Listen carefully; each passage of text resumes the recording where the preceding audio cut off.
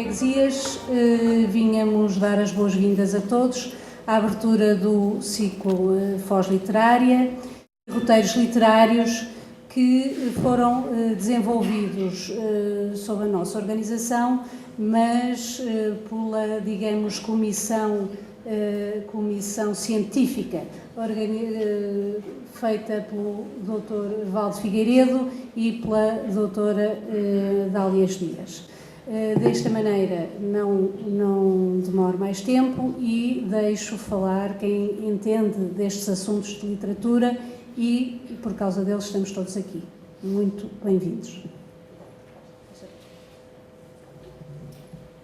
Muito boa tarde, já em termos de luz, já boa noite. Eu queria antes de mais saudar todos os presentes, muitos que conheço, bastantes que não conheço, dizer-vos que estamos num lugar de facto privilegiado, estamos num sítio, se algum lugar tem um eixo que deve organizar todo este nosso trabalho, parece que será justamente este lugar, este forte, esta sala e este mar e esta luz que agora declinou, mas que nos foi banhando. Enfim, cumpre-me apenas fazer uma apresentação muito sumária do projeto, que irá depois ser desenvolvido por quem o estudou aturadamente, que é o Dr. Valdo Figueiredo, mas este projeto tem uma intenção tutelada e compreendida pela União de Freguesias, que não decorre de uma sessão apenas. É um projeto que se destina a crescer e a desenvolver-se ao longo dos anos. Eu digo dos anos porque a Foz Literária não acaba amanhã, nem depois, nem daqui a um ano. A Foz Literária é um projeto que vai crescendo e que poderá ter o tamanho e a dimensão e a expressão que as nossas forças lhe conseguirem dar. A nossa intenção, e quando falo da Foz Literária, neste momento é enquanto, enfim, diretora do projeto da Quadrante, Rotas de Património, que é uma associação cultural sediada aqui na Foz e que também nasceu há muito pouco tempo, com a intenção de chamar para nós, para aqui, para este lugar, a relação com o mundo. Nós somos um lugar de relação com o mundo e, nesse sentido, quando ouvirem falar de nós, vão ouvir provavelmente falar dos 600 anos da partida para Ceuta, que é um pouco o nosso emblema, mas as nossas rotas literárias são muitas, as nossas rotas de património são muitas e por isso nós temos esta ideia de que o que vale a pena no património é procurar justamente o enraizamento, porque fazer qualquer coisa como se fosse um guarda-chuva que se abre ali e depois se leva para o outro lado, passa e anda. O enraizamento é que nos dá, efetivamente, a matéria de que depois são feitos os sonhos e de que depois é feita a realidade. Aqui, em relação à Foz, é claro para todos nós, e uns trabalham cá, outros são de cá, outros vivem cá, e nós temos a consciência, e falo neste caso Foz do Douro, não no sentido administrativo, mas no sentido quase geográfico, a Foz de um rio, não é? Com a importância do Douro, parece-nos que estes roteiros deveriam conter essa Foz secreta, e que é secreta não porque ninguém a esconda ou porque alguém a esconda, ela é secreta no sentido mais etimológico da palavra, secretum, não é? Porque não é conhecida, ela está guardada, está como que fechada dentro de uma caixinha. E nós queremos que esse segredo se revele e se revele bem, com qualidade, e que daí nasça todo um trabalho à volta destes roteiros literários. Esse trabalho terá expressão. Queremos nós que tenha expressão económica, queremos que tenha expressão cultural, que traga para aqui gente mais nova, que estude, que se dedique a desenvolver estes pontos de partida que o Dr. Valdo Figueiredo vai passar a expor. Portanto, é esta a nossa aventura. Convidamos todos os presentes a embarcar nesta nau, nesta grande nau, que é a descoberta de nós mesmos, porque afinal, como muito bem sabemos, quando damos a volta ao mundo, se a fizermos de modo completo, quando regressamos a casa, o que nós descobrimos foi a nossa própria identidade, mais do que qualquer outra coisa. Então passo a apresentar o nosso orador da noite. Peço desculpa se eventualmente houver aqui alguma tremura na leitura, porque é muita coisa. O Dr. Valdo Figueiredo tem um currículo extenso, do qual foi feito assim um resumo muito compacto, É um prezado historiador, um homem, enfim, formado em História pela Universidade de Coimbra, foi presidente da Associação Académica da Universidade de Coimbra enquanto estudante, é um ensaísta com colaboração dispersa por várias publicações, é também poeta com obra publicada na imprensa nacional, Casa da Moeda, tem um largo, enfim, ajude-me aqui um bocadinho, porque há um longo estudo introdutório pelo professor Dr. José Carlos Seabra Pereira, portanto, sobre a sua obra. Tem organizado numerosos colóquios sobre temas literários e históricos, colaborando em várias autarquias na programação cultural. É diretor do Centro de Estudos Tomás Ribeiro, de Tondela, de resto de onde nasceu. É também diretor e fundador do Centro de Estudos de História Cultural Luís de Magalhães, na Maia, delegado do Norte da Sociedade de História da Independência de Portugal, de que também já foi secretário-geral e vice-presidente, pertencendo ao Conselho Supremo. É também delegado no Norte do Instituto Internacional de Macau, de que foi um dos fundadores, é membro dos corpos sociais do Instituto de Filosofia Luso-Brasileira, diretor dos Cadernos Culturais Dom Jaime e do Semanário Centenário Folha de Tondela. Ainda é professor de Geografia Literária no Instituto Cultural Dom António Ferreira Gomes e, terminando, medalha de ouro do Conselho de Tondela, medalha de prata do Conselho de Oeiras e ainda medalhas de serviços distintos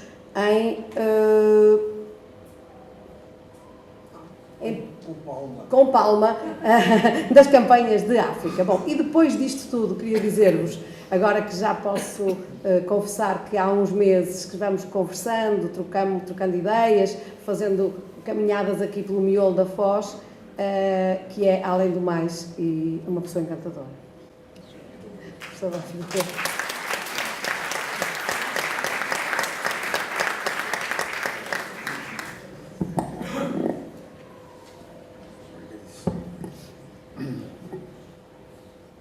Sou Presidente da Junta, sou Dr. Maria Lacerda, igual da União de Freguesias de Foz, no Virgílio de Aldoar, sou Dr. Adália Dias, meus prezados amigos, senhoras e senhores. Queria também começar, antes de entrar na matéria propriamente dita, por saudar e referir aquilo que se poderão chamar os monógrafos da Foz.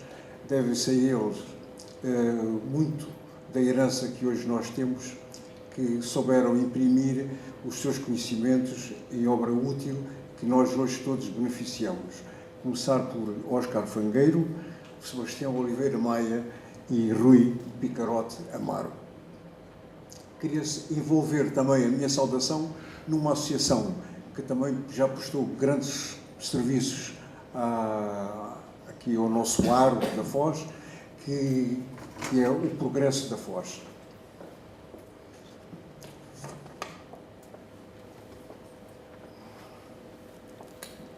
Muitos foram os escritores que tiveram a Foz como motivo ou referência. Alguns houve também que tiveram o aro da Foz como lugar de nascimento, vivência e frequência. Recuperar a sua memória e estabelecer a geografia dos lugares onde nasceram, viveram ou frequentaram é propósito do roteiro que se apresenta. Comecemos por olhar para o Carneiro. Sim, comecemos por olhar para o Carneiro, que em cima o chalé suíço, ali mesmo à ponta do Passeio Alegre, e que o seu fundador, o Sr. António dos Santos Carneiro, quis que ficasse bem à vista quando o construiu em 1873. Chalé do Carneiro chamou-se ele muitos anos, até que em 1906 o vendeu ao inglês Charles Frederick Chambers. Temos aqui uma curiosa dedicatória do grande etnógrafo Santos Graça, precisamente, do Charles Chambers. E este inglês, Charles Frederick Chambers, vendendo este, por sua vez, após 1910, ao suíço Jacques Rasker, escrismando-se definitivamente com o nome porque o conhecemos vai mais de 100 anos. Pois é este chalé que vai ser sendo de tertúlia e de referência de quanto escritor demandou o passeio alegre e a Foz, desde Camilo Castelo Branco a Eça de Queiroz, a Ramalho Ortigão, Arnaldo e Augusto Gama, Júlio Lourenço Pinto, Diogo de Macedo, Delfim Maia e Alberto Pimentel, Raul Brandão, Guerra Junqueiro e Araújo Correia, até aos contemporaníssimos Eugênio de Andrade, António Rebordão Navarro e Vasco Graça Moura, entre muitos outros escritores, jornalistas e artistas. Ponto de partida, portanto, para a nossa caminhada. Mas com Boa Vista e o São João. Quase ao lado temos o Hotel da Boa Vista e a Companhia do Forte de São João. Pelo hotel, descobriu Camilo, a querer passar por despercebida, uma dona Aldonça que iria consolar-se com os bifes de cebolada e com uns amores um pouco fugidios. Em relação ao Camilo e a Foz, são variadíssimas as referências e tantas que, ocorrendo no ano que vem, 190 anos do seu nascimento, pensámos dedicar-lhe uma semana camiliana, quer dizer, uma comemoração específica de Camilo Castelo Branco e a Foz. Desde este célebre peça de teatro, que por acaso faz 150 anos no ano que vem, que é o Morgado Fafo Amoroso, que já conhecem, reeditado recentemente, até às Estrelas Propícias, que é outro romance em que aparece também a Foz, na correspondência dele para o Tomás Ribeiro, são variadíssimos testemunhos, desde logo, evidentemente, da sua célebre obra, precisamente chamada Cenas da Foz. São várias que merecem ser declamadas, reclamadas, quando nós nos dedicarmos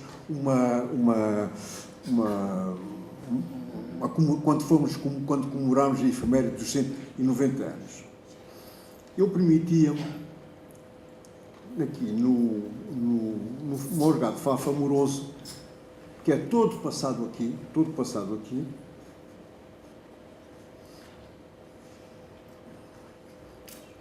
já sabe que nunca se encontra a página logo à primeira vista, mas a certa altura, um dos personagens, que é o Morgado, precisamente o Morgado de Fafo Amoroso, dirige-se à dona Hermesgilda, dizendo: vamos esmoer o almoço por essas praias fora. Estes ares do mar não deixam parar a comida no bucho. Olhem vocês como é grande o mar. Oh, ninguém entende o que isto é. Como se faria o mar? Porque será que o mar cresce e minga? Quantas pescadas haverá no mar? A gente sempre a comer peixe e nunca se acaba. Expliquem lá isto. Lá vai passar um vapor. Sempre os homens têm ideias. Pelos modos, o que faz girar as rodas é o fumo do carvão. Uma coisa assim, olha como ele vai depressa. Aquilo é que é. Sra. Dona Hermesgilda, gosta de ver o mar? A Dona Hermesgilda: é muito grande, tenho medo às ondas. Afoga-se lá muita gente. Quando acontece, afoga. Mas agora diz que se inventou uma engenhoca que não deixa de ir a gente ao fundo. É o colete de salvação. O Morgado: e sopra-se para dentro? Certamente. A Dona Hermesgilda: sopra-se. Mas eu, quando tomo banhos no rio, não posso separar debaixo d'água. Pois o sopro é cá fora, menina. Olha que o diálogo aquele, vês tu as duas alimárias, bem, e vai por aí adiante, portanto, já calculam o ambiente em que decorre este Morgado de Fafo Amoroso. Se conseguimos pô-lo em pé quando formos à comemoração, seria ótimo. Mas não foi só Camilo que se arrebatou naquelas muralhas. No seu mosaico de curiosidades, passando agora a outro ponto do nosso roteiro, no mosaico de curiosidades refere-se explicitamente ao Castelo da Foz. Nas salas da pacífica fortaleza da cidade de Porto, há 14 anos que fugiam as noites e alvoreciam as manhãs, esmaiando, sem poder quebrantar, a formosura das graciosas damas que despartiam à volta delas o excedente da sua felicidade. E Camilo vai por aí adiante, e nós com ele, num arrebatamento lírico que nos leva até à história do Castelo de São João da Foz, que todos penso todos conhecem.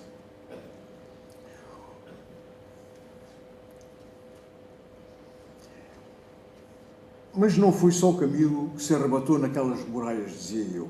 Já quase no nosso tempo, Florbela Espanca, nascida em 1894 e falecida em 1930, nascida num dia 8 de dezembro e por vontade própria morreu no dia também 8 de dezembro de 1930, também por ali andou. Casada primeiro com um oficial da guarnição, o tenente António Guimarães, e depois com um médico militar, Dr. Mário Lages, com quem veio a casar-se, efetivamente pela Igreja, também ali prestando serviço, nos meses em que lá viveu, escreveu vários poemas que se assinalam na sua obra. Perdi meus fantásticos castelos, como névoa distante que se esfuma, e por aí adiante. Quis vencer, quis lutar, quis defendê-los. Quebrei as minhas lanças uma a uma. Perdi minhas galeras entre os gelos que se afundaram sobre um mar de bruma. Tantos escolhos, quem podia vê-los? Deitei-me ao mar e não salvei nenhuma. Perdi a minha taça, o meu anel, a minha cota de aço, o meu corcel. Perdi o meu elmo de ouro e pedrarias. Sobem-me os lábios súplicas estranhas. Sobre o meu coração pesam montanhas. Olho, assombrada, as minhas mãos vazias. Quase certeza, pelo quadro cronológico em que este poema foi feito, foi escrito precisamente aqui no Forte de São João da Foz. Do Passeio Alegre, onde nós estamos, do Passeio Alegre e do chalé suíço, para onde é que vamos agora? Logo ao princípio, em frente do chalé suíço, como devem reconhecer, está o colégio do Ramalhão, do Ramalhete, que era a casa, que foi a casa mandada a construir por um autor, um escritor, um crítico, um professor, hoje já completamente esquecido, exceto na toponímia, chamado Delfim Maia.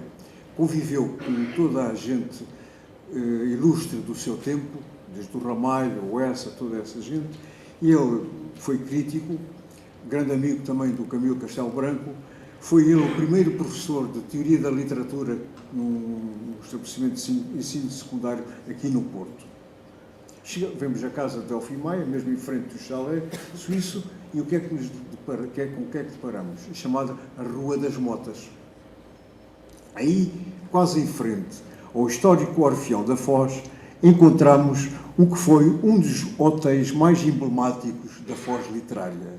O hotel, depois Pensão Mary Castro, hoje uma residência particular. Vindo da rua Sampaio Bruno, esquina com a Sá da Bandeira, no Porto, o hotel alcançaria justa nomeada até aos nossos dias. A dona era mãe do tenor Franco de Castro, referido em muitos dos programas de concertos que se realizaram na Foz e não só. Nesta velha pensão, que foi hotel, também se hospedava Camilo, diz-nos João Darus Correia, numa das páginas das suas Nuvens Singulares, onde outro grande autor que também andou por estas paragens. Numa curiosidade, há uma carta referindo a estadia do Camilo neste hotel Mary Castro, do Alberto Braga para o Camilo, em que comunica, dá-lhe a belíssima notícia ao Camilo Castelo Branco de que pode consumir vinho, pode comprar vinho e consumir vinho, garrafas de vinho, na pensão, sem pagar aquilo que nós chamamos de rolha. Portanto, isso foi foi tomado como benefício, um grande benefício para o Camilo Castelo Branco, e ele é referido e refere isso nessa carta. Mas não foi só o Camilo que se hospedou no Hotel Mário Castro. Também o Essa, o Ramalho, o Guerra Junqueiro, Alberto Pimentel e mais uns quantos escritores de nomeada que ora ficavam aqui no Hotel Mário Castro, ora no Hotel da Boa Vista, como já referimos. Mas continuemos pela Rua das Motas acima e vamos ter a Rua Padre Luís Cabral, antiga Rua Central, passando pelo Largo de Cimo da Vila. Viramos à esquerda e logo encontramos a casa da grande escultora Irene Vilar, com uma palmeira a desafiar-nos. Andamos mais um bocadinho e lá está a casa onde nasceu o Padre Luís Gonzaga Val Pereira Cabral. Nasceu na Foz no dia 1 de outubro de 1866 e faleceria na Bahia em 28 de janeiro de 1839. Pois quem é que era o Padre Luís Cabral? Jorge Amado saberia responder rápida e concisamente, pois o padre jesuíta fora seu professor de português no Colégio Padre António Vieira, na Bahia. O Padre Cabral foi o primeiro a sentenciar que Jorge Amado se tornaria escritor ao ler uma redação sua intitulada Ao Mar. Isto vem referido no site atual da Casa Jorge Amado. Ordenado sacerdote em 1897, um ano depois lecionava no Colégio Jesuíta de Campolide, sendo designado provincial da Companhia de Jesus em Portugal em 1908. Exilado para o Brasil em 1917, depois de ter dado aulas na Bélgica a partir de 1912. Na Bahia, lecionou filosofia, apologética, língua e literatura portuguesa e latina no Colégio Padre António Vieira, tendo-se tornado diretor da instituição entre 1930 e 1933. Escreveu o Vieira Pregador, O Amor na Educação, Inéditos e Discursos e os Proscritos. Um sobrinho bisneto do Padre Luís Cabral, que é o meu querido amigo, o Dr. Manuel Novaes Cabral, diretor, presidente do Instituto do Vinho do Douro e do Porto, fez uma conferência aqui há pouco tempo, que há 2 anos, no Recife, onde apresentou a biografia, a convite da Academia Recifense de Letras, onde ficou precisamente a figura e a obra do Padre Luís Cabral. O Manuel Cabral escreve a certa altura: continuamos a seguir atentamente as memórias do menino Grapina. Em lugar de nos fazer analisar os Lusíadas, tentando descobrir o sujeito oculto e dividir as orações, reduzindo o poema a complicado texto para as questões gramaticais, fazendo-nos odiar Camões, o Padre Cabral, para seu deleite e nosso encantamento, declamava para os alunos episódios da epopeia. Apesar do sotaque de Alemar, a força do verso nos tomava e possuía. Lia-nos igualmente a prosa de Garrett, a de Herculano, cenas do Frei Luís de Sousa, trechos de lendas e narrativas. Patriota, desejava sem dúvida nos fazer conscientes da grandeza de Portugal, o Portugal das descobertas e dos clássicos. Obtinha mais do que isso, despertava a nossa sensibilidade, retirando-nos do poço da gramática portuguesa, cujas rígidas regras nada tinham a ver com a língua falada pelo povo brasileiro. E acrescenta: para a sedução da literatura, levava-nos, conduzia-nos à sedução da literatura, das palavras vivas e atuantes. As aulas de português adquiriram outra dimensão. Saltamos então diretamente para a tão invocada redação sobre o mar que os biógrafos de Jorge Amado tanto celebram. O primeiro dever passado pelo nosso professor de português foi uma descrição tendo o mar como tema.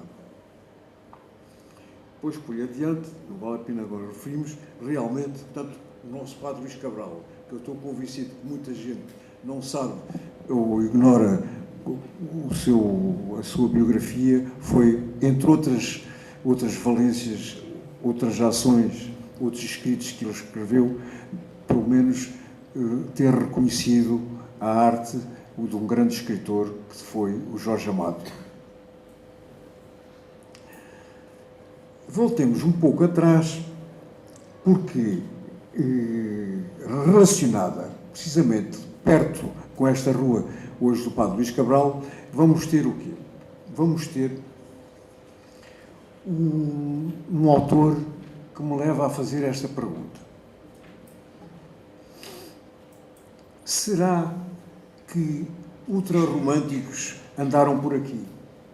Vamos saber se andaram ultrarromânticos por aqui. Noivados bem acesos e noivados de sepulcro. Sim, andaram. Temos aqui a rua que liga com a rua Padre Luís Cabral, que é a rua dedicada, exaltando o poeta António Pinheiro Caldas. António Pinheiro Caldas foi um poeta ultrarromântico do Porto, de muita nomeada, nasceu na Rua das Flores, mas viria a viver aqui, em 1872 veio aqui para a Foz, onde depois viria a falecer. A sua descendência é variada e ilustríssima. Está aqui neste momento uma descendente dele, outra descendente do poeta António Pinheiro Caldas. É a nossa grande pintora, foi a nossa pintora Vieira da Silva, é descendente precisamente do António Pinheiros Caldas. Como se sabe bem, foi bisavô de um filósofo, do pensador, Amorim de Carvalho, que também viveu cá, ali na Avenida do Brasil, como mais à frente referirei. O António Pinheiro Caldas esteve no centro de uma movimentação poética no final do século, no último quarto do século XIX, através de quê? Através de 3 publicações, de 3 revistas que ele dirigiu: a Miscelânea Poética, a Grinalda e o Bardo. Todas estas revistas ocupam ainda hoje um marco importantíssimo na nossa história da literatura. Soares de Passos, Camilo Castelo Branco, Ramalho Ortigão, inclusivamente, também colaboraram nesta revista. Agora vamos andar mais um bocadinho. Voltemos atrás, mas para voltarmos atrás, metemos agora pela Rua das Laranjeiras, onde dava a casa da escritora, da falecida escritora Ilse Sousa. E onde é que nós vamos parar? Vamos parar à Rua dos Ingleses. E esta Rua dos Ingleses, esta casa que está aqui, que vira uma parte da Rua dos Ingleses, outra parte vira para a Rua Alegre. Quem é que nasceu aqui? Vasco Graça Moura. A casa hoje está alterada porque tinha uma porta, a porta que dava para a Rua Alegre não está fechada, portanto a entrada era pela Rua Alegre, e o Vasco Graça Moura nasceu aqui nesta casa.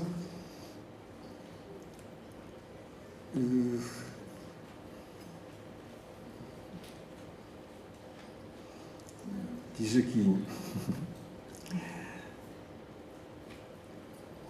no microcosmos da Foz Velha, onde nasceu e passou a infância e a adolescência, a sua memória evoca, escreve o ilustre investigador, historiador, crítico e ensaísta Gaspar Martins Pereira, a sua memória evoca a cada passo diferenças ora subtis, ora gritantes. Voltemos ao Passeio Alegre, testemunha o Vasco Graça Moura. Voltemos ao Passeio Alegre, onde todos brincávamos, correndo, jogando à bola e pedalando furiosamente as nossas bicicletas, quando o polícia de giro não se encontrava por perto. Algumas crianças de famílias mais ricas passavam lá tardes inteiras acompanhadas por mademoiselles. Tenho uma vaga ideia de que mais ricos ou mais pobres usávamos todos boina. Não sei se está aqui este episódio que ele conta, que precisamente na Travessa dos Ingleses uma vez veio por aí abaixo e veio acabar com um microcromo na cara porque estampou-se na bicicleta. O Porto de Vasco Graça Moura, e agora refira-se com mais ênfase, com a autoridade de Gaspar Martins Pereira, o Porto de Vasco Graça Moura é, sobretudo, o Porto da sua infância e adolescência, no seio de uma família de média burguesia. Na sua juventude, Vasco Graça Moura manteve um contacto intenso com o Porto, sobretudo com os seus espaços de vida cultural, como a livraria de divulgação, onde conheceu diversos escritores e onde lançou o seu primeiro livro, Modo Mudando, em 1963. Entretanto, descobriria outras evidências. Por essa altura, cursava Direito em Lisboa e por aí adiante, até que nós, em fevereiro, nós iremos falar aqui também do Vasco Graça Moura, que está no nosso circuito de referências que vamos referir, vamos abordar aqui no nosso roteiro literário durante o ano de 2015. Estamos já na Rua Bela, na Rua Alegre, aliás, estamos aqui na Rua Alegre, e para onde é que seguimos? Eu tinha uma referência numa obra que é escrita por Augusto Gama, que é Camilo e Arnaldo Gama, dois escritores coevos. O Augusto Gama, filho do Arnaldo Gama, pintor e crítico, também ainda escreveu algumas obras, refere um determinado número da porta onde o Arnaldo Gama teria a casa e onde a casa é essa, onde o Camilo Castelo Branco viria muitas vezes. Eram grandes amigos, tinham inclusivamente sido contemporâneos naquele breve tempo em que o Camilo esteve em Coimbra, mas foram grandes amigos e o Camilo também se hospedava nessa casa. Portanto, se hospedava no Hotel da Boa Vista, com o Mério Castro, como na casa do Arnaldo Gama, que privava muitas vezes. A certa altura, consegui averiguar onde é que ficava a casa. Hoje a casa está descaracterizada porque aqui há uns anos a família descendente do Arnaldo Gama, do Augusto Gama, vendeu-a, mas é precisamente neste local, e é esta casa, agora com estas paredes modernizadas, mas é esta casa onde o Camilo ficava e o Arnaldo Gama também. O número antigo que é referido por Augusto Gama é o 148, mas neste momento, agora, de há uns tempos para cá, depois da mudança e das obras que fizeram, é o número 28. Portanto, na Rua 28 da Rua Alegre é a casa do Arnaldo Gama e onde o Camilo privava também muitas vezes. E agora, o que é que nos resta perguntar? Raul Brandão, onde fica a casa onde nasceu e viveu? Vamos descendo, como que a completar a volta que iniciáramos na Rua das Motas. Largamos a Rua Alegre, seguimos por aí abaixo até chegar à Rua Raul Brandão, ao número 62, com uma lápide a assinalar. Cá temos o berço do autor dos Pescadores. Quando regresso do mar, venho sempre estonteado e cheio da luz que me trespassa. Escreve saudoso o nosso escritor, que nunca se esqueceu da sua foz. Torno a ver o azul e chega mais alto até mim o imenso eco prolongado. Basta pegar num velho búzio para se perceber distintamente a grande voz do mar. Criou-se com ele e guardou-o para sempre. Eu também nunca mais a esqueci. Numa página dos Pescadores. Quase paredes meias com a casa da Rua Brandão a declinar-se. Atrás está a magnificente igreja de São João da Foz, tão falada por tantos autores que demandaram estas paragens. E eu aqui aproveito, por estarmos aqui, para chamar a atenção que saiu agora um mapa do Porto, aqui o Porto Opportunity, acho que quer dizer oportunidade, Opportunity City, e neste mapa atualíssimo não está nem a Igreja de São João da Foz, nem a Igreja de Novo Gildo. Não percebo. Aproveito para chamar a atenção para isso. Portanto, chegamos à casa do Raul Brandão. E agora o que é que se segue? Logo abaixo, o que é que nós encontramos? A casa onde morreu Eugênio de Andrade. E logo a seguir a casa do Eugênio de Andrade, e logo a seguir a casa do escritor do António Rebordão Navarro, que tem uma das suas obras precisamente, chama-se a Praça de Liege, portanto, dentro daqui do nosso aro, do lado de Ceso, aqui é a casa do escritor Rebordão Navarro, e uma das suas obras é precisamente a Praça de Liege. Mas terminámos, agora viram, nós seguimos, partimos do chalé suíço, entramos no Castelo de São João da Foz, Hotel da Boa Vista, subimos a Rua das Motas, Padre Luís Cabral, Pinheiro Caldas, virámos para a Irene Vilar, virámos para a direita, descemos até perto da casa do Vasco à Samora, subimos a calçada dos ingleses, a Rua dos Ingleses, entramos na casa, passámos por a casa do Arnaldo Gama, Raul Brandão, Eugênio de Andrade e António Rebordão Navarro. Mas isto, portanto, é um dos circuitos. Mas temos outro, há mais para ver e há mais para registar, mais que fomos descobrindo. 4 pontos ainda há para nos levar a saber dos autores que viveram ou estiveram aqui na Foz. Mas quais são? 4 escritores: António Nobre, Pina de Moraes, Artur de Magalhães Basto e Antero de Figueiredo. Por onde é que começamos? Vamos até à Rua de Dio, ao número 159. Hoje é a sede de uma sociedade de advogados, mas aí viveu e muito escreveu Antero de Figueiredo. Nascido em Coimbra em 28 de novembro de 1866, falecido na Foz a 10 de abril de 1853. Um bom estilista que manejou a língua portuguesa como ninguém, segundo Alexandrino Bruxado. Foi autor de mais de uma dezena de livros, vindo a ser consagrado com um busto no largo à beira do Mercado da Foz. Busto esse da autoria do escultor Henrique Moreira, que é o mesmo autor do monumento ao Raul Brandão que está no Passeio Alegre. E o grande escultor, como sempre, várias obras que há aqui no Porto devem-se ao Henrique Moreira. Da Rua de Dio, andemos até à Rua de Gondarém. E aí, no número 500, está a casa onde viveu e morreu o que poderá considerar-se um dos maiores investigadores da história do Porto, Artur Magalhães Basto, com numerosas páginas também dedicadas à história e às gentes da Foz. Estamos a 2 passos da Avenida do Brasil. Ó virgens começais ao sol poente, e passavam mesmo, para a alegria de António Nobre, que em casa de cientista seu irmão Augusto Nobre, no número 531, na Avenida do Brasil, as via andar ao sol que tomba, ao riolando do mar, pedindo-lhes sempre que cantem as límpidas cantigas que o levem a adormecer nessa voz.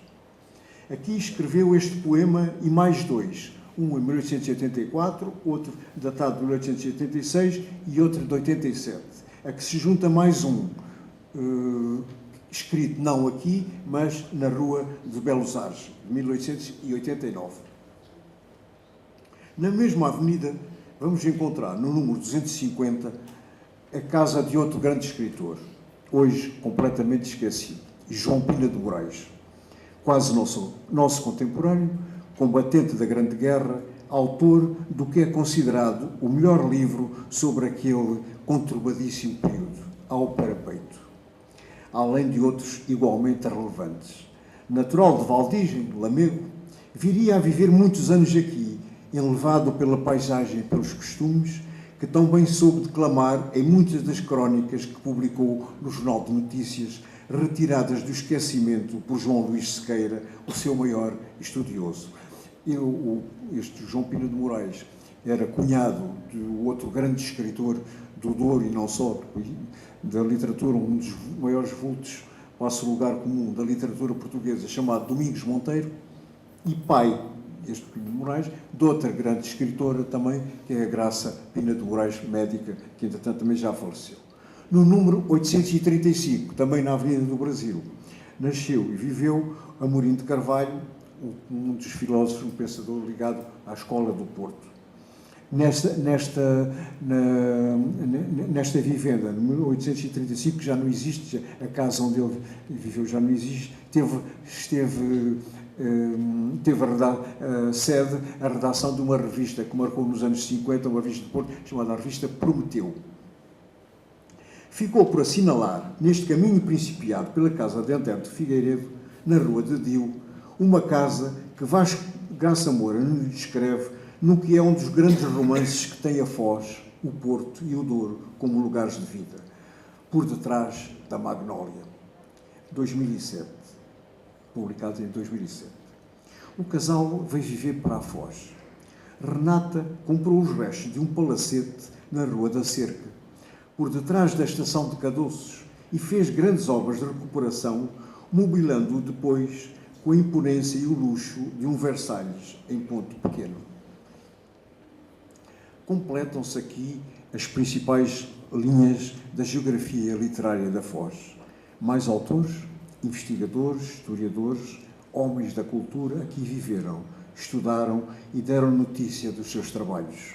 Entre outros, o historiador de arte, pensador e docente universitário Arão de Lacerda, os grandes investigadores cientistas Ernesto Veiga de Oliveira e Otávio Lixa Filgueiras, o publicista Agostinho de Campos, cunhado de Antero de Figueiredo, o escritor Júlio Brandão e o grande e benemérito Pinho Leal, autor incomparável do Portugal antigo e moderno, grande amigo de Camilo.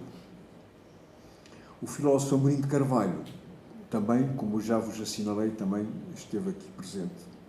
O morar perto, assinala-se também o servo de Deus e poeta Frei Bernardo Vasconcelos, primo de Teixeira de Pascoais, este era o Bernardo Teixeira de Vasconcelos, primo de Teixeira de Pascoais, que morreu na casa com o número 29 da Rua de São Bartolomeu em 1932.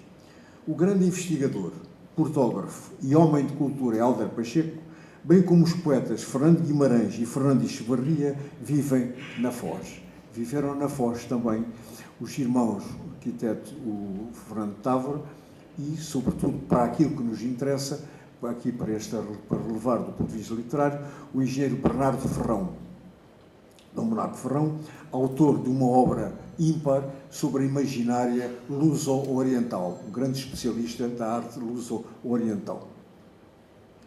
Outras voltas poderiam realizar-se, os seus nomes e os seus lugares também daríamos notícia ao desenrolar as linhas do roteiro que enredamos. Mas para o fim queria deixar, porque isto queria-vos três pontos. Queria-vos dizer o seguinte,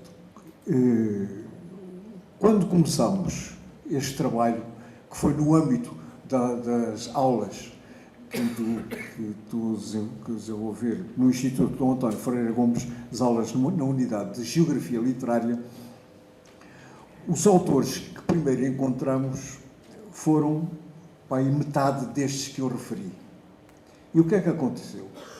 De dia para dia, como diria, neste caso aplicando a um grande, que eu cito muitas vezes, a um grande ensaísta e escritor espanhol, que é o Andrés Trapiello, autor, foi nessa obra que eu vi, uma obra clássica sobre o Cervantes, diz ele no prefácio que, quando não conhece um assunto, escreve um livro sobre ele.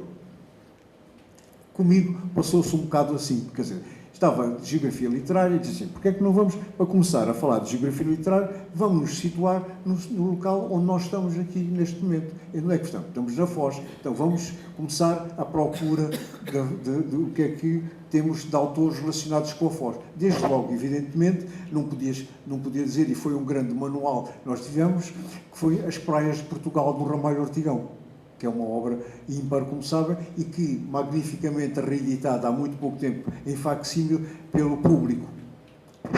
E, através das Praias de Portugal, pegando em vários autores, fomos andando, e de tal maneira que fomos recheando a nossa geografia de autores e de referências. Ainda ontem, convidava uma pessoa, um grande amigo meu, que hoje não pôde estar presente aqui, para vir aqui estar connosco, para conversar aqui também connosco. Ele disse, olha, eu não posso estar por isto assim, assim, mas olha, não se esqueça que o Teixeira de Pascoais também viveu na Foz. Disse, sim, o Teixeira de Pascoais também viveu na Foz. Viveu. Então, então, olha, digam-me lá onde é que ele viveu, onde é que ele esteve. Porque as memórias da sobrinha refere explicitamente que a casa onde ele viveu. E então, eu pedi ao engenheiro Mesquita Guimarães, que foi o grande caboqueiro,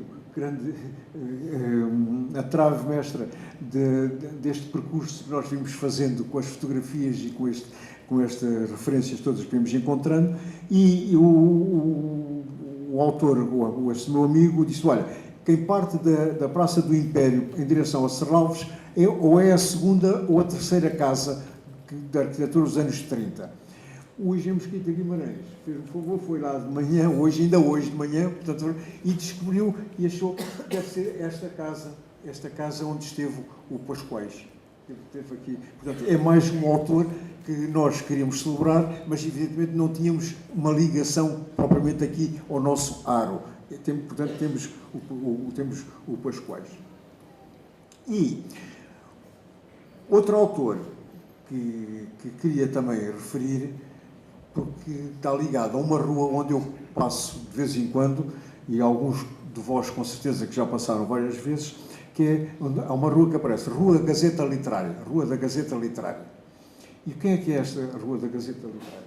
A Rua da Gazeta Literária é o primeiro jornal, chamemos assim, a primeira revista literária portuguesa. Primeira revista literária portuguesa. Da autoria, quase na totalidade, de um frei Francisco Bernardo de Lima, natural do Porto, depois foi viver para Lisboa, mas que marcou, efetivamente, é um marco na história da literatura portuguesa. É o primeiro grande revista literária que nós temos. Pois é homenageada, precisamente, quando passarem na rua, ali para o lado de São Bartolomeu, não é?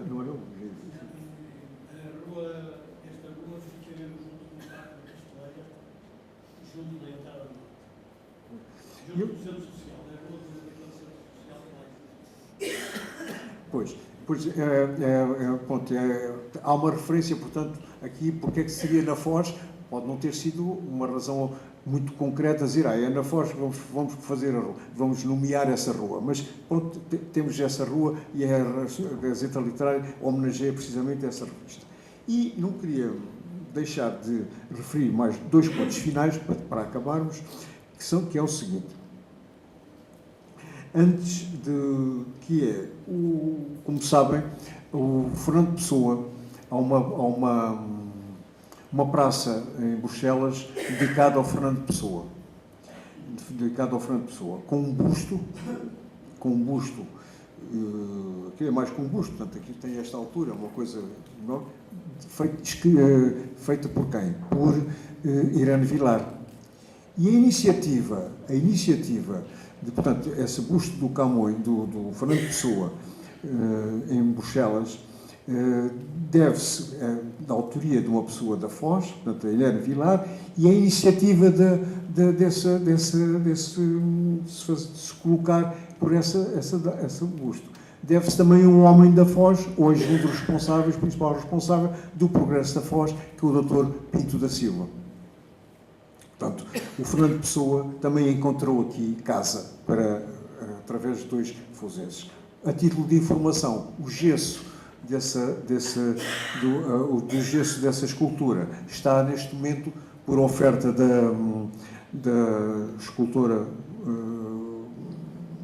Irene Vilar e por diligência dos meus queridos amigos do casal Carlos Pinho e Ana Pinho, está no Palácio da Independência em Lisboa. Antes de terminar, e agora sim, que eu queria passar a palavra ao engenheiro Mesquita Guimarães para o seguinte. Nestas deambulações e nesta pesquisa que andamos a fazer, surgiu a notícia de que, quando foi do aniversário do nascimento do Ramalho Ortigão, se colocou uma placa no molho, ali em Novo Gilde, se colocou uma placa evocativa do Ramalho Ortigão. E andámos à procura, um bocado a Sherlock, a ver onde é que estaria essa placa, porque a placa já lá não está, a placa já não, desapareceu. Andámos a ver, mas não conseguimos. Deve ser um objeto de coleção hoje de uma casa, com certeza, de alguém. Mas eu pedia ao engenheiro Mosquita Guimarães o favor de dizer, porque temos também algumas notícias interessantes sobre ela.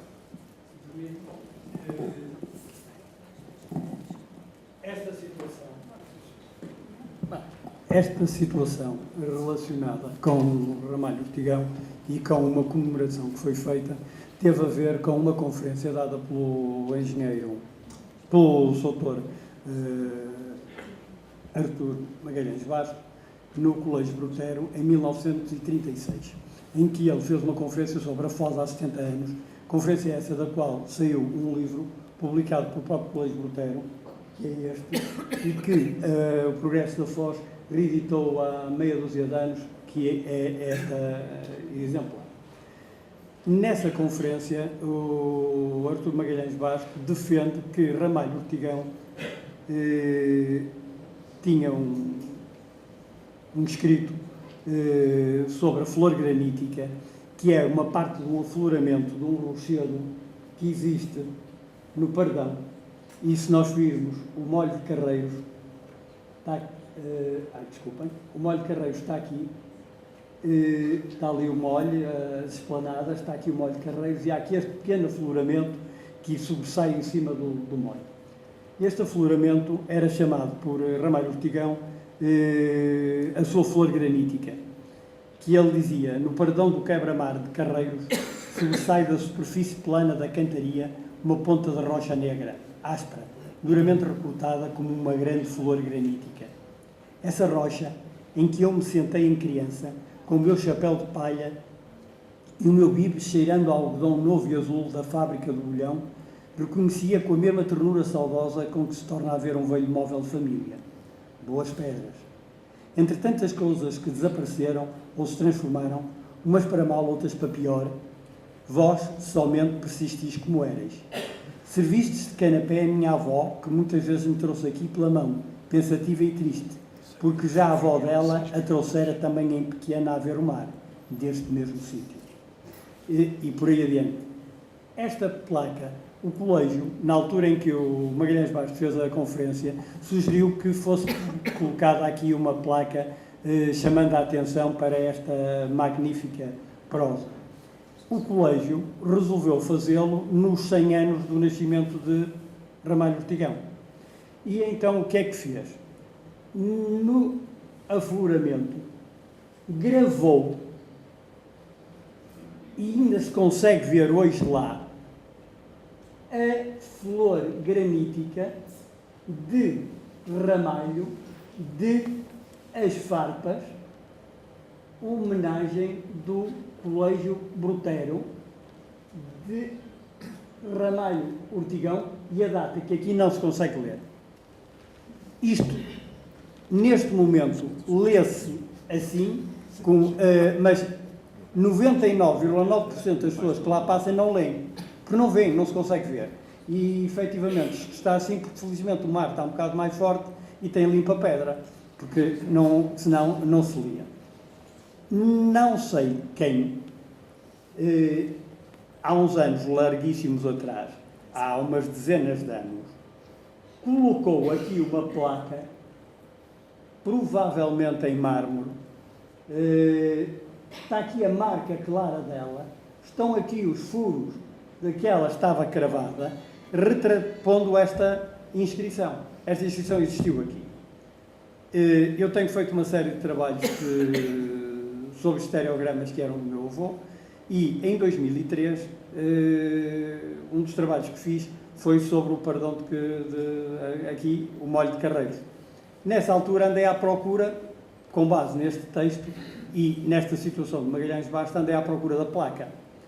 Uns senhores, na altura, a Junta de Freguesia de Novo Gilde, tem lá um postozinho, uma zona ali para pessoas de terceira idade, de apoio, etc., essa coisa toda. Eu fui lá e perguntei-lhes: onde é que está a placa? E eles disseram assim: a placa foi levada. Mas foi levada por quem? Foi levada para a junta para guardarem, que senão roubavam-na. Eu disse, ótimo, encantado da vida. Meto-me nas pernas e fui à junta. Fui à junta e perguntei, desculpa lá, onde é que vocês têm a placa guardada? Primeiro as pessoas ficaram a olhar para mim, quer dizer, assim, quem é o que este cai aqui do céu, aos trambolhões, a fazer uma pergunta, como é? E depois lá me apareceu um senhor e disse assim, sim, é verdade. A placa estava meia solta e nós, para ela não se perder nem cair, tirámos-la. Depois havemos de a colocar. Bom, eu escrevi o meu texto e nunca mais pensei no assunto. O ano passado, quando surge esta situação no Instituto do António Ferreira Gomes com o Dr. Val Figueiredo, eu retornei ao assunto, lembrava-me dele, num contacto com a Sra. Maria Lacerda, falei-lhe nisto e efetivamente tornei ao local e aí é que eu consegui recuperar esta situação. Existe, depois fui ao jornal, à Biblioteca Pública Municipal do Porto, tenho aqui um recorte do jornal da altura, em que cá está o texto, e com as pessoas todas que estiveram nesse dia. E é muito interessante porque, quando foi gravada aquela situação, que estava tapado o rochedo pela bandeira do Colégio Brutero, foi tirada a bandeira, foi tirada pela Sra. Berta Ramalho Ortigão Ramos, filha de Ramalho Ortigão. O Dr. Sousa Pinto, que na altura era o diretor do Colégio Brutero, não esteve presente porque estava em Lisboa, mandou um telegrama a saudar o acontecimento. O Sr. José Rios e o Sr. Costa Basco do Colégio fizeram um discurso. Estiveram presentes o Dr. Antero Figueiredo, que também já aqui foi falado, na casa que aqui tem. O Dr. Arão Lacerda, que também foi falado. Mais presentes, na altura, e que consta da notícia, Dr. Daniel de Sá, Dr. Espregueira Mendes, avô do atual médico, Dr. Luís Pina, Dr. Magalhães Basto e Dr. Mendes Correia, cunhado de Magalhães Basto e Presidente da Câmara na altura. Por isso, digamos, quer dizer, efetivamente, a gravação que está no Penedo, que está lá há algum bocado, ou a placa que está em sítio incerto, não há dúvidas nenhumas que são umas peças que eu considero fundamentais para a história de Ramalho Ortigão no Porto e que, efetivamente, nos 100 anos do seu nascimento, foi descerrado. Assim como foi descerrado nesse mesmo dia uma placa na rua Ramalho Ortigão, no Porto, também com grande festejo e da qual também tenho documentação. Sobre este assunto, eu tenho feito uns escritos que têm sido no Tripeiro e no Tripeiro de maio do ano passado eu deixei uma ideia. A ideia não é minha originalmente, a ideia é do Sr. Heller Pacheco, que é pegar-se na estátua de Ramalho Ortigão, que está na cordoaria, que sinceramente Ramalho Ortigão e a cordoaria não têm nada a ver um com o outro. Pronto, está lá, devem ter achado na altura que era um sítio interessante para o colocar e puseram-na lá, era pegarem nela e trazerem-na para o molho. Isto é a situação que eu lhe falei há bocado e espero que seja como Presidente para o ano, nos 100 anos do falecimento de Ramalho e pegando na situação da flor granítica, consiga convencer o Sr. Rui Moreira a trazer a estátua para o sítio onde ela deveria estar. Muito obrigado.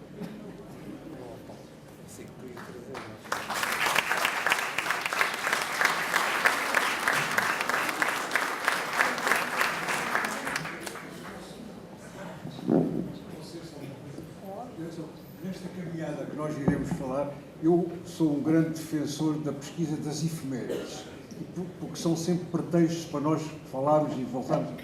Para o ano que vem, temos os 190 anos do Caminho de Castelo Branco, como nos disse. Temos os 170 anos do nascimento do Essa.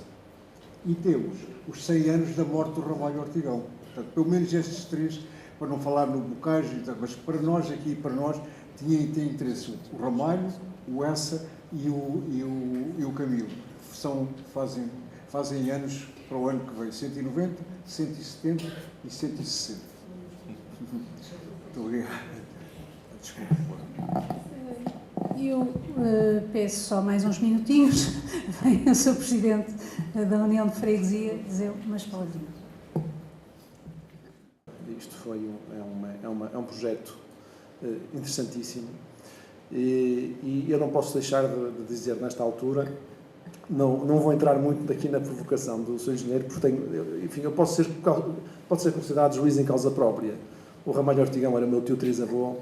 Se um dia eu tomo a liberdade de o passar para o molho, e se ele desaparece, de certeza que vou à minha casa ver se ele não estará lá, tal como aconteceu com a placa. Por isso vou ter que ser muito cuidadoso nesta matéria, mas, prometo, pelo menos, algum empenho para colocar realmente, e penso que pertinente, provavelmente, a sua sugestão de colocar no local onde, pelo menos, lhe dirá muito mais do que, provavelmente, a cordoaria.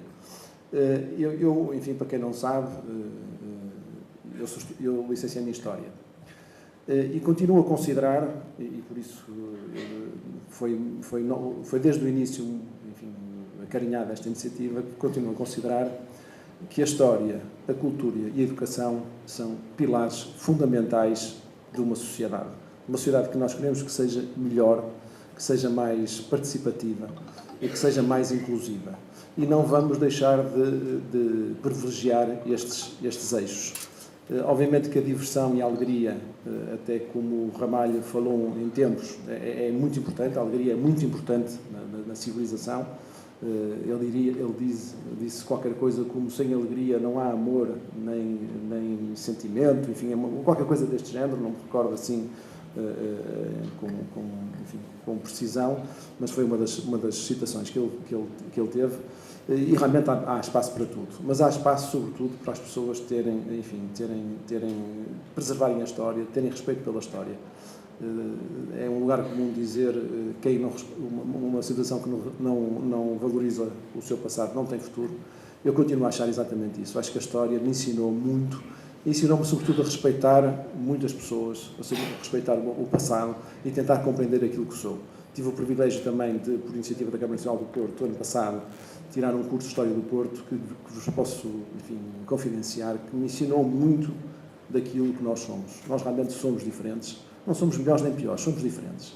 E realmente é um orgulho ter tido realmente os antepassados que nós tivemos e eu poder fazer parte hoje em dia desse legado, desse esforço que fizeram os nossos antepassados. Depois a cultura penso que é um pouco visível, sempre nos caracterizou. Está aqui o Sr. Vereador da Cultura e nós penso que temos visto o que é que tem sido o trabalho. Também a doutora Maria Lacerda tem sido incansável nas iniciativas que tem levado a efeito nesta área. Mas isto não se faz sozinho. Quer dizer, nós podemos pensar nos projetos, mas isto faz parte da inclusão de várias instituições da cidade e particularmente aqui da Foz. A Quadrante tem sido particularmente ativa nestas matérias, mas o Progresso da Foz e outras instituições. Nós temos o privilégio, no momento em que a cidade assiste a algum abandono de coletividades, quer na área cultural e também na parte desportiva, nós temos o privilégio de ter na nossa União de Freguesias coletividades fantásticas que conseguem manter, eu diria, para ser mais preciso, se calhar há 100 anos, ou pelo menos há mais de 80 anos, um cortejo singular do país e da Europa, chamado cortejo de trás de papel, nada igual, e deve-se a essas instituições, não se deve a mais ninguém, porque elas se mantêm e mantêm isto vivo.